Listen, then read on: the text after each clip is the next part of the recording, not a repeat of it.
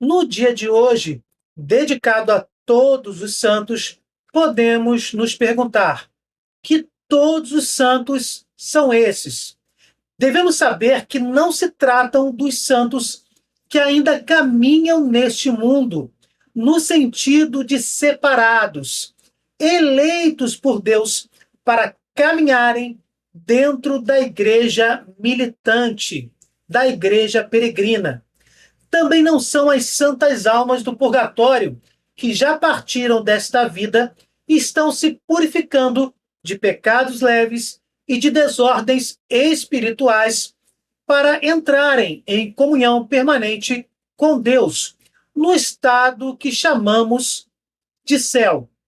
Não, todos os santos são os homens que já estão no céu e intercedem por nós, que ainda estamos na terra, e também intercedem pelas almas purgantes. Estão incluídos os santos dos altares, que podemos chamar de santos famosos, e os santos anônimos, a maior parte, que abrange todos os homens que já estão em comunhão com o Altíssimo, no estado espiritual celeste.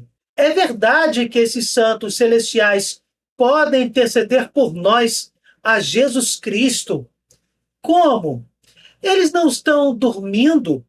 E aquela história de que após a morte as almas humanas são destruídas por Deus se forem ímpias. E as que não forem ímpias, o que acontece com elas?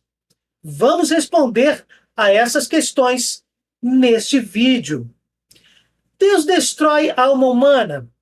Após a morte, as almas humanas estão dormindo. No século IV a.C., como está em Eclesiastes 9, a partir do versículo 5, os judeus, naquele momento histórico, acreditavam que as almas deixavam de existir. Mais tarde, os judeus passaram a acreditar na doutrina do Sheol, onde almas justas e injustas sobreviveriam após a morte do corpo, mas como sombras pálidas daquilo que já foram. Já no livro da Sabedoria, do Antigo Testamento também, antes mesmo de Jesus derrubar a teoria da morte plena após a morte, a sobrevivência de um núcleo da personalidade de cada ser humano, que chamamos de alma, após a morte, já era professada, como está em Sabedoria 5, a partir do versículo 15. Também é ilógico, contraditório e herético afirmar que Deus destrói uma alma humana, uma vez que toda alma humana é criada por Ele. Seria afirmar que Deus errou ao criar qualquer alma humana. E Deus, meus irmãos, não erra. Por isso é chamado de Deus. E do ponto de vista racional, e em seu contexto filosófico, a alma humana, sendo espiritual, é, por sua natureza, imortal, pois está além da matéria, transcende a mesma. A matéria, vale lembrar, é mortal, se decompõe, é próprio de sua natureza, não importando se a alma é pecadora ou santa. Em resumo, só a matéria morre. A alma não é material, mas espiritual. Não pode morrer. Contradiz a verdade. Contradiz o próprio Deus. Uma observação importante: somos espiritualistas, não espíritas. Acreditamos que toda alma humana é imortal, pois está acima da matéria, mas não vemos a matéria como algo negativo.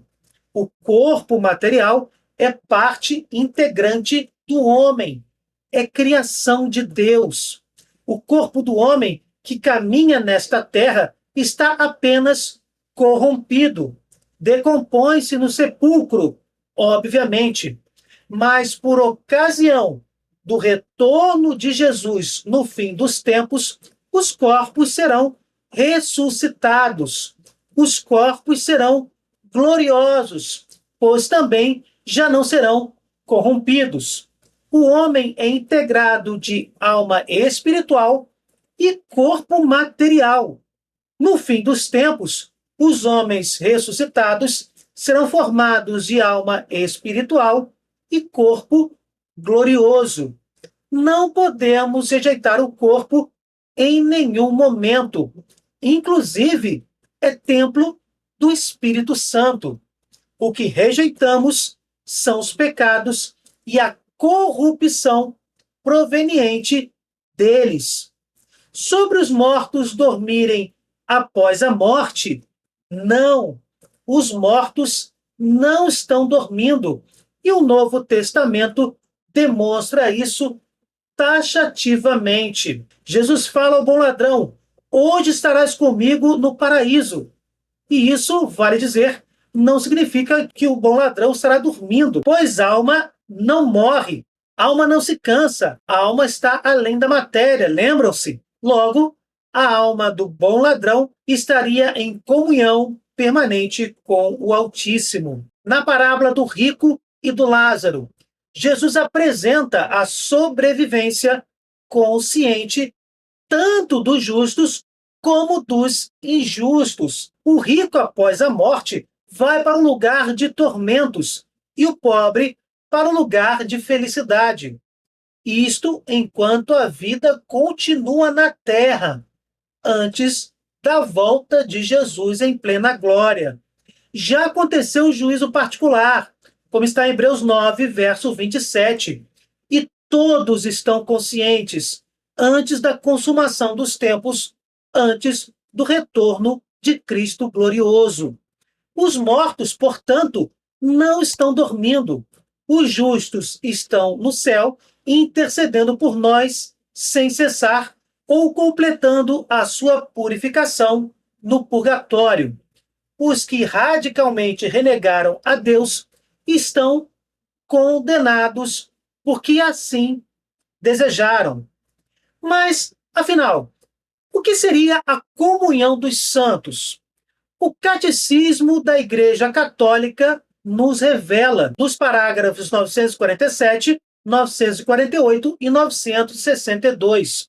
O termo comunhão dos santos tem, pois, dois significados intimamente interligados: comunhão nas coisas santas e comunhão entre as pessoas santas. Cremos na comunhão de todos os fiéis de Cristo, dos que são peregrinos na terra, dos que estão terminando a sua purificação, dos bem-aventurados do céu, formando todos juntos uma só igreja. E cremos que nesta comunhão o amor misericordioso de Deus e de seus santos está sempre à escuta de nossas orações. Mas existe um ponto polêmico. A mediação de Cristo e a intercessão dos santos são a mesma coisa ou têm diferença? Muitas pessoas não entendem bem quando Paulo diz: porque há um só Deus e um só mediador entre Deus e os homens, Jesus Cristo, homem. A palavra mediador no grego é messites, e esta palavra está sendo usada no sentido de que Jesus é o único Salvador entre Deus e os homens. A palavra messites não quer dizer que Jesus é o único intercessor, no sentido de ser o único com capacidade de orar por nós. Se Jesus fosse o único intercessor, a Bíblia estaria mentindo quando falou que o Espírito Santo intercede com gemidos inexprimíveis. Ela estaria mentindo também quando falou que os 24 anciãos da corte celeste podiam interceder.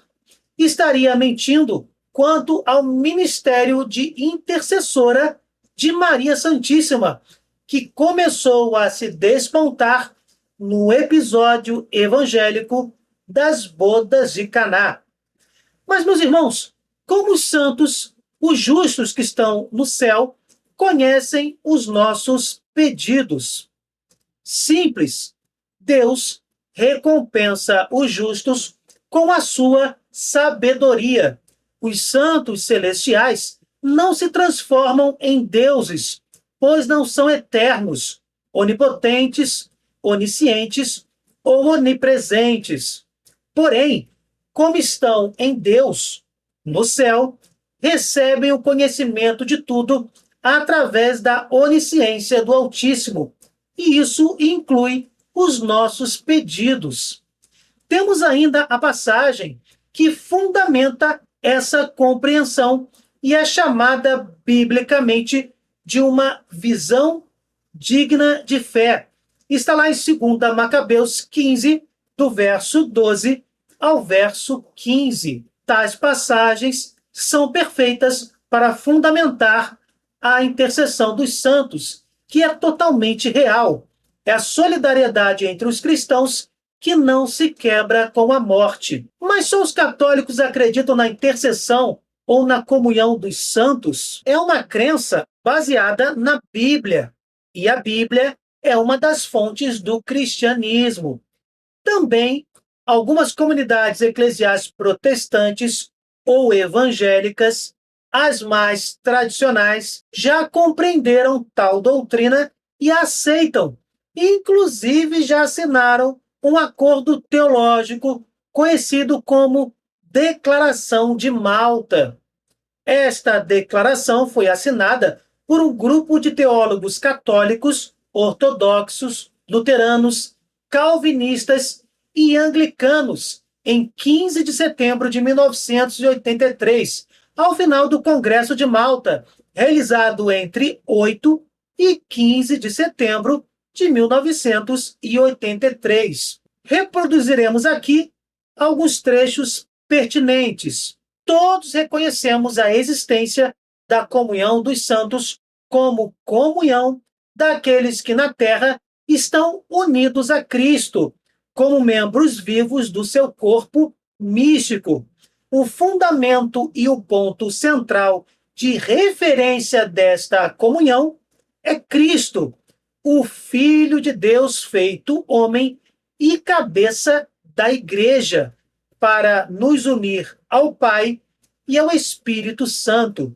O fato mesmo de que no céu, à direita do Pai, Cristo roga por nós, indica-nos que a morte não rompe a comunhão daqueles que durante a própria vida estiveram pelos laços da fraternidade unidos em Cristo. Existe, pois, uma comunhão entre os que pertencem a Cristo, quer vivam na terra, quer, tendo deixado os seus corpos, estejam com o Senhor. Neste contexto, compreende-se que a intercessão dos santos por nós existe de maneira semelhante à oração que os fiéis fazem uns pelos outros. Por outro lado, quaisquer que sejam as nossas diferenças confessionais, não há razão nenhuma que impeça unir a nossa oração a Deus no Espírito Santo com a oração da liturgia celeste e, de modo especial, com a da Mãe de Deus. A Declaração Ecumênica sobre a Virgem Maria, assinado no 8º Congresso Mariológico Internacional, celebrado em Saragoça, Espanha, de 3 a 9 de outubro de 1979 e republicado na Revista de Teologia e Pastoral para a América Latina em 1980, também foi assinada por protestantes e católicos. Católicos ortodoxos, reformados e anglicanos assinaram tal documento e confirma a comunhão dos santos. Vejamos rapidamente alguns destaques desta declaração. Todo louvor cristão é louvor a Deus. Se louvamos aos santos, e em particular a Virgem Maria como Mãe de Deus, o louvor é dirigido a Deus. Reconhecemos a importância de imitar Maria, templo do Espírito Santo. A veneração das nossas comunidades de fé por Maria nunca foi um ato de adoração. Quanto à invocação e à intercessão de Maria e dos outros santos, nós cremos que já receberam a plenitude em Cristo e que podem e de fato rezam por nós, pecadores. Bem, meus irmãos, espero que vocês tenham gostado deste vídeo que fundamenta a comunhão e a intercessão dos santos. Se vocês gostaram, deixem o seu like, compartilhem, cliquem no sininho, se inscrevam no canal. Fiquem com Deus, desculpem qualquer coisa e até o próximo vídeo.